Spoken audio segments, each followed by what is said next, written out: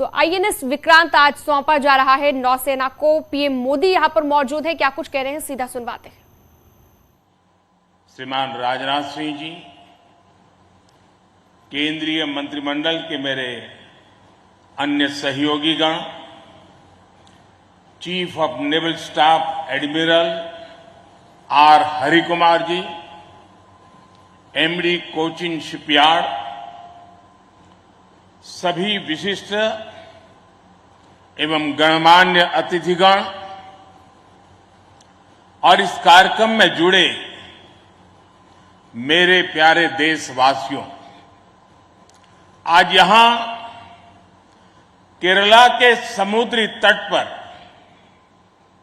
भारत का हर भारतवासी एक नए भविष्य के सूर्योदय का साक्षी बन रहा है।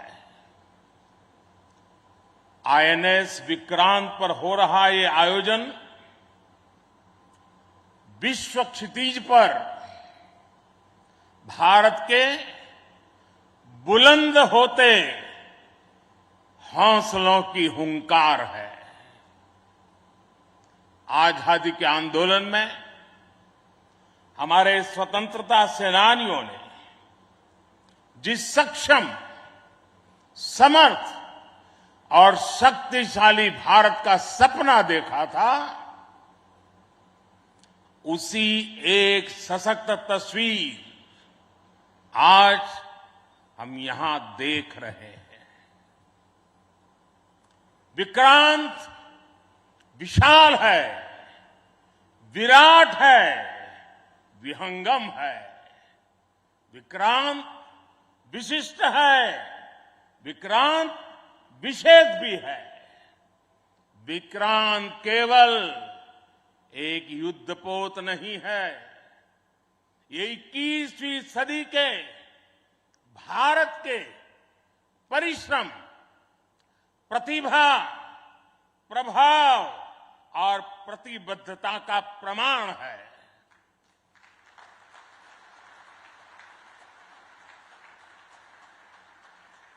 यदि लक्ष्य दुरंत है, यात्राएं दिगंत है, समंदर और चुनौतियां अनंत है, तो भारत का उत्तर है विक्रांत।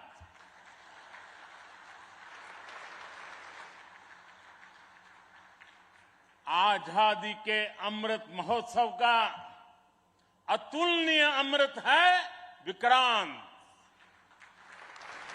आत्मनिर्भर होते भारत का अद्वितीय प्रतिबिंब है विक्रांत। ये हर भारतीय के लिए गर्व और गौरव का अनमोल अवसर है। ये हर भारतीय का मान, स्वाभिमान बढ़ाने वाला अवसर है। मैं इसके लिए हर एक देशवासी को बधाई देता हूं। साथियों, लक्ष्य कठिन से कठिन क्यों न हो, चुनौतियां बड़ी से बड़ी क्यों न हो, भारत जब ठान लेता है तो कोई भी लक्ष्य असंभव नहीं होता है।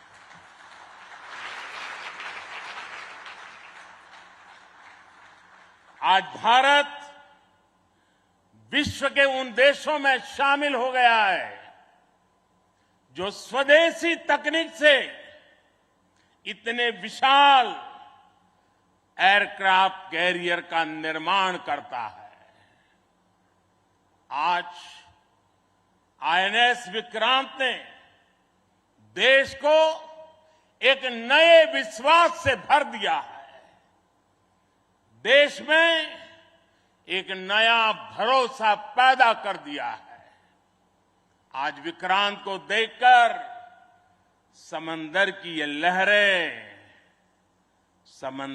लहरें आह्वान कर रही है, अमर्त्य वीर पुत्र हो, अमर्त्य वीर पुत्र हो, दृढ़ प्रतिज्ञ सोच लो, प्रशस्त पुण्य पंथ है, प्रशस्त पुण्य पंथ है।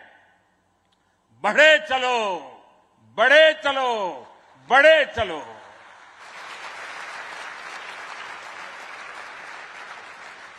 साथियों, इस ऐतिहासिक अवसर पर मैं भारतीय नौसेना का कोचिन शिपयार्ड के सभी इंजीनियर्स, वैज्ञानिकों और मेरे श्रमिक भाई बहनों का अभिनंदन करता हूं, जिन्होंने इस सपने को साकार किया है। केरला की पुण्य भूमि पर देश को ये उपलब्धि एक ऐसे समय पर मिली है जब ओणम का पवित्र पर्व भी चल रहा है। मैं सभी देशवासियों को इस अवसर पर ओणम की हार्दिक शुभकामनाएं भी देता हूं। साथियों, आईएनएस विक्रांत के हर भाग की अपनी एक खूबी है, एक ताकत है, अपनी एक विकास यात्रा भी है। ये स्वदेशी सामर्थ्य, स्वदेशी संसाधन और स्वदेशी कौशल का प्रतीक है। इसके एयरबेस में जो स्टील लगी है, वो स्टील भी स्वदेशी है। ये स्टील डीआरडीओ के वैज्ञानिकों ने विकसित किया, भारत की कंपनियों ने प्रोड्यूस किया। एक युद्धपोत से भी ज्यादा एक तैरता हुआ एयरफील्ड है, एक तैरता हुआ शहर है।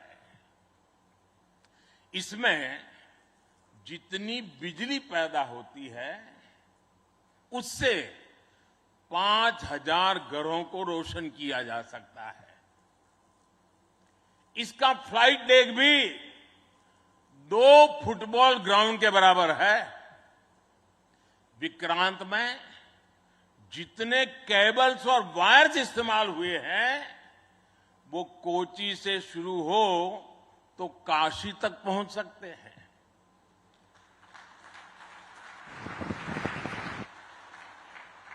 ये जटिलता हमारे इंजीनियर्स की जीवटता का उदाहरण है।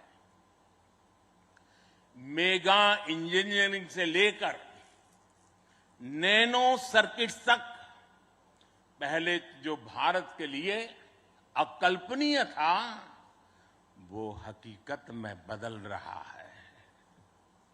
साथियों, इस बार स्वतंत्रता दिवस पर मैंने लाल किले से पंच प्राण का आह्वान किया और हमारे हरि जी ने भी इसका उल्लेख किया।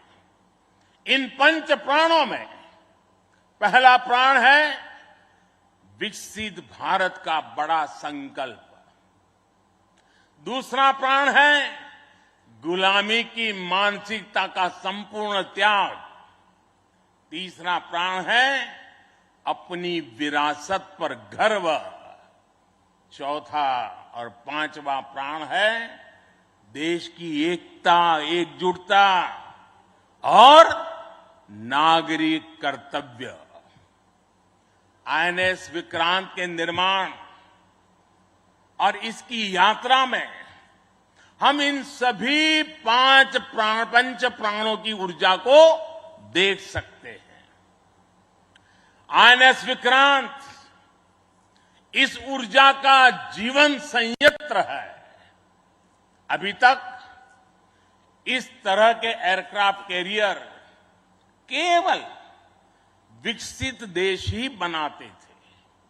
आज भारत ने इस लीग में शामिल होकर विकसित राष्ट्र की दिशा में एक और कदम बढ़ा दिया है। साथियों, जल परिवहन के क्षेत्र में भारत का बहुत गौरवमयी इतिहास रहा है। हमारी समृद्ध विरासत रही है। हमारे यहां नौकाओं और जहाजों से जुड़े श्लोकों में बताया गया है, दीर्घिका तरणी ही लोला गत्वरा गामिनी तरीही जंगाला प्लाविनी चैव धारिणी वेगिनी तथा। ये हमारे शास्त्रों में इतना वर्णन है। दीर्घिका तरुणी लोला गत्वरा गामिनी जंगाला प्लाविनी धारिणी वेगिनी।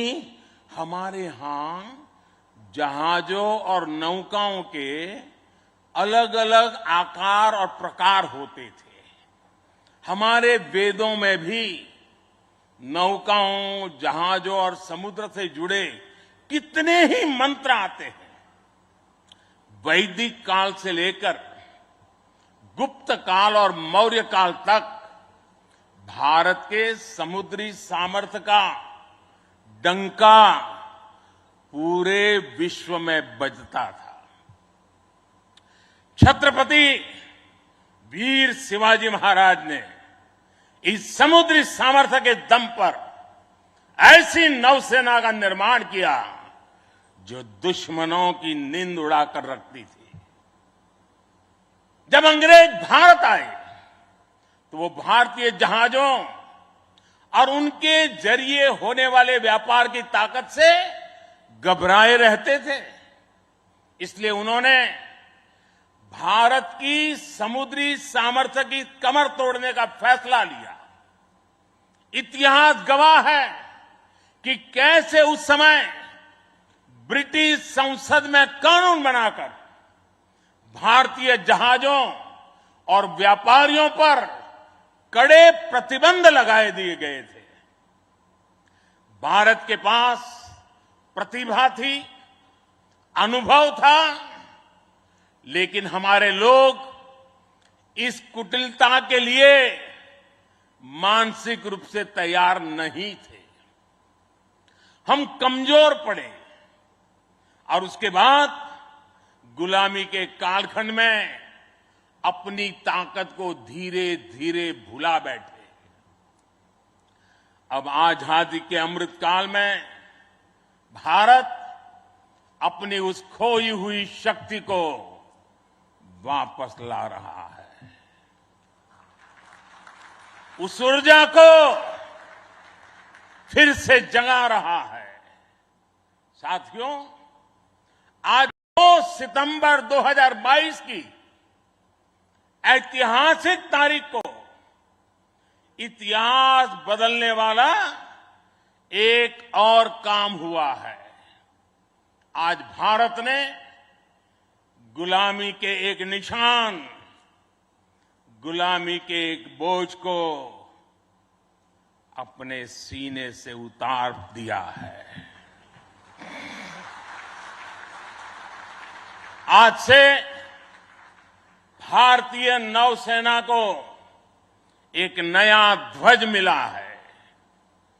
अब तक भारतीय नौसेना के ध्वज पर गुलामी की पहचान बनी हुई थी, लेकिन अब आज से छत्रपति शिवाजी महाराज से प्रेरित नौसेना का नया ध्वज समंदर और आसमान में लहराएगा।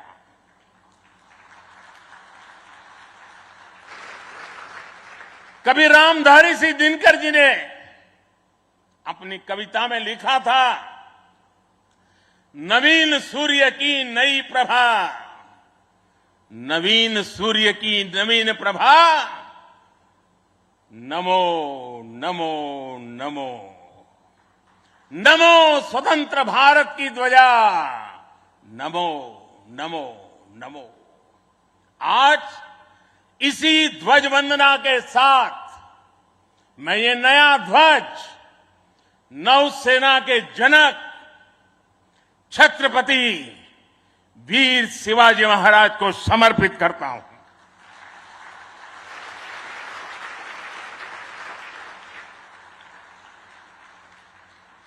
मुझे विश्वास है भारतीयता की भावना से ओतप्रोत ये नया ध्वज भारतीय नौसेना के आत्मबल और आत्मसम्मान को नई ऊर्जा देगा। साथियों, हमारी सेनाओं में किस तरह बदलाव आ रहा है, उसका एक और अहम पक्ष मैं सभी देशवासियों के सामने रखना चाहता हूं। विक्रांत जब हमारे समुद्री क्षेत्र की सुरक्षा के लिए उतरेगा तो उस पर नौसेना की अनेक महिला सैनिक भी तैनात रहेगी।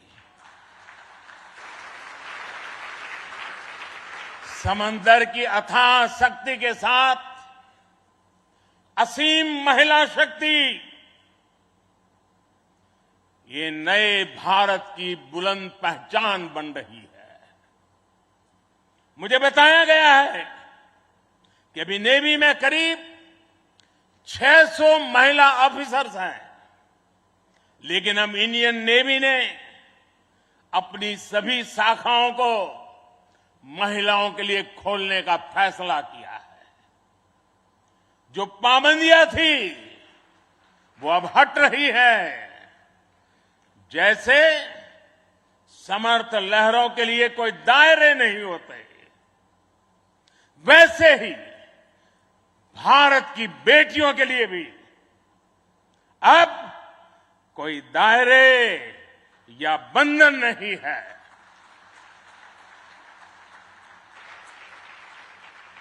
अभी 1-2 साल पहले विमेन ऑफिसर्स ने तारिणी बोट से पूरी पृथ्वी की परिक्रमा की थी। आने वाले समय में ऐसे पराक्रम के लिए कितनी ही बेटियां आगे आएगी, दुनिया को अपनी शक्ति से परिचित करवाएगी। नेवी की तरह ही तीनों सशस्त्र सेनाओं में युद्धक भूमिकाओं में महिलाओं को शामिल किया जा रहा है। उनके लिए नई जिम्मेदारियों के रास्ते खोले जा रहे हैं। साथियों, आत्मनिर्भरता और आजादी को एक दूसरे का पूरक कहा जाता है। जो देश जितना किसी दूसरे देश पर निर्भर है, उतना ही उसके लिए संकट है। जो देश जितना आत्मनिर्भर है, वो उतना ही सशक्त है। कोरोना के संकट काल में हम सभी ने आत्मनिर्भर होने की इस ताकत को देखा है, समझा है, अनुभव किया है। इसलिए आज भारत आत्मनिर्भर होने के लिए पूरी शक्ति से काम कर रहा है। आज अगर अथाह समंदर में भारत की ताकत का उद्घोष करने के लिए आईएनएस विक्रांत तैयार है, तो अनंत आकाश में यही गर्जना हमारे तेजस कर रहे हैं। इस बार 15 अगस्त को पूरे देश ने लाल किले से स्वदेशी तोप की हुंकार भी सुनी है। आजादी के 75 साल बाद सेनाओं में रिफॉर्म करके भारत अपनी सेनाओं को निरंतर आधुनिक बना रहा है, आत्मनिर्भर बना रहा है। हमारी सेनाओं ने ऐसे उपकरणों की एक लंबी लिस्ट भी बनाई है जिनकी खरीद अब स्वदेशी कंपनियों से ही की जाएगी। डिफेंस सेक्टर में रिसर्च और डेवलपमेंट के लिए 25% बजट भी देश की यूनिवर्सिटीज और देश की कंपनियों को ही उपलब्ध कराने का निर्णय लिया गया है। तमिलनाडु और उत्तर प्रदेश में 2 बड़े डिफेंस कॉरिडोर भी विकसित हो रहे हैं। डिफेंस सेक्टर में आत्मनिर्भरता के लिए उठाए जा रहे इन कदमों से देश में रोजगार के अनेकों नए अवसर पैदा हो रहे हैं। साथियों, एक बार लाल किले से मैंने नागरिक कर्तव्य इसकी भी बात कही है। इस बार मैंने उसको दोहराया भी है। बूंद बूंद जल से जैसे विराट समंदर बन जाता है, वैसे ही भारत का एक एक नागरिक वोकल फॉर लोकल, अगर वोकल फॉर लोकल के मंत्र को जीना प्रारंभ कर देगा तो देश को आत्मनिर्भर बनने में अधिक समय नहीं लगेगा। जब सभी देशवासी लोकल के लिए वोकल होंगे तो उसकी गूंज सिर्फ भारत में ही नहीं बल्कि पूरी दुनिया में सुनाई देगी। और देखते ही देखते दुनिया के जो भी मैन्युफैक्चरर होंगे उनको भी मजबूरन भारत में आकर के मैन्युफैक्चरिंग के रास्ते पर चलना पड़ेगा।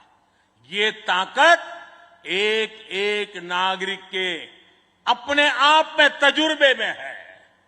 साथियों, आज जिस तेजी से वैश्विक परिवेश बदल रहा है, वैश्विक परिदृश्य बदल रहा है, उसने विश्व को मल्टीपोलर बना दिया है।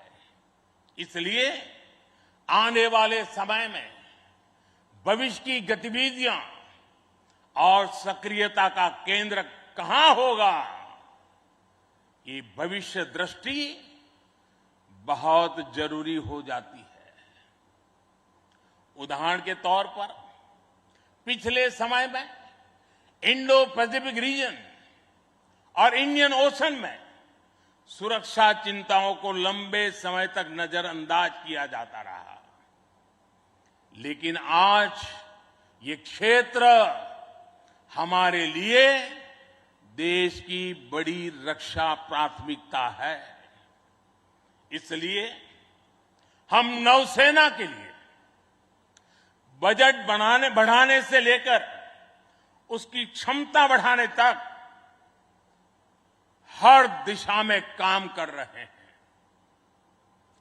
आज चाहे ऑफशोर पेट्रोल वेसल्स हो, सबमरीन्स हो या एयरक्राफ्ट कैरियर्स हो, आज भारत की नौसेना की ताकत अभूतपूर्व गति से बढ़ रही है। इससे आने वाले समय में हमारी नेवी और मजबूत होगी।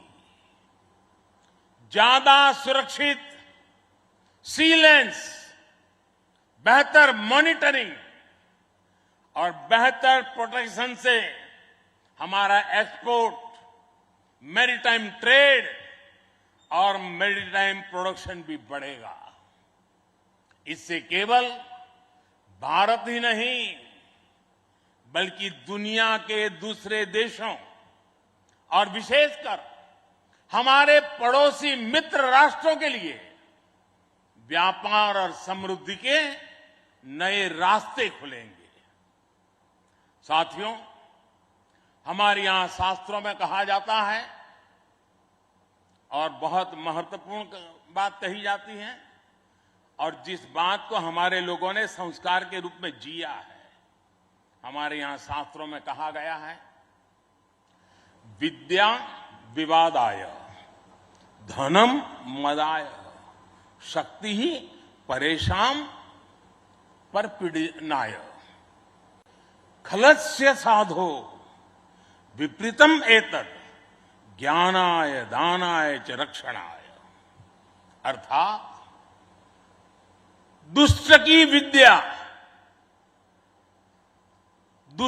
विद्या विवाद करने के लिए, धन घमंड करने के लिए और शक्ति दुष्करों को प्रताड़ित करने के लिए होती है।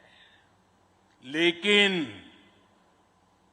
सज्जन के लिए ये ज्ञान, दान और कमजोर की रक्षा का जरिया होता है।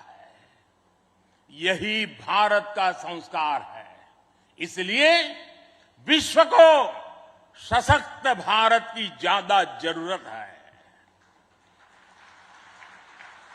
मैंने एक बार पढ़ा था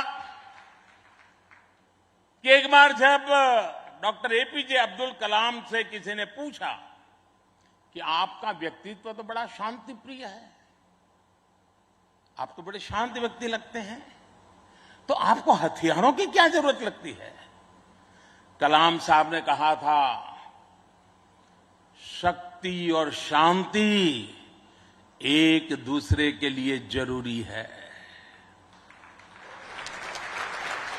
और इसलिए आज भारत बल और बदलाव दोनों को एक साथ लेकर चल रहा है। मुझे विश्वास है सशक्त भारत शांत और सुरक्षित विश्व का मार्ग प्रशस्त करेगा। इसी भाव के साथ हमारे बहादुर जवानों को, वीर सेनानियों को आदरपूर्वक उनका गर्व करते हुए आज के इस महत्वपूर्ण अवसर को उनकी वीरता को समर्पित करते हुए आप सबका मैं हृदय से बहुत बहुत धन्यवाद करता हूं। जय हिंद। देवियों और सज्जनों, भारत के प्रधानमंत्री श्री नरेंद्र मोदी की भव्य उपस्थिति में एक बुलंद आवाज में मेरे साथ 3 जय पुकारेंगे। आईएनएस विक्रांत की, भारतीय नौसेना की, भारत माता की।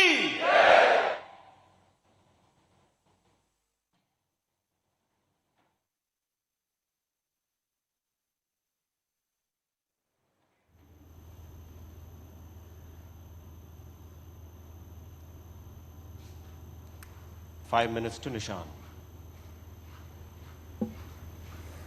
तो समंदर का सिकंदर और ये ग्राफिक्स के जरिए आपको एक एक करके बता रहे हैं कि आईएनएस विक्रांत जो है उसकी खासियत क्या है, जो कि अब नौसेना के बेड़े में शामिल हो गया है। और आज काफ़ी गर्व की बात है देश के लिए, हिंदुस्तान के लिए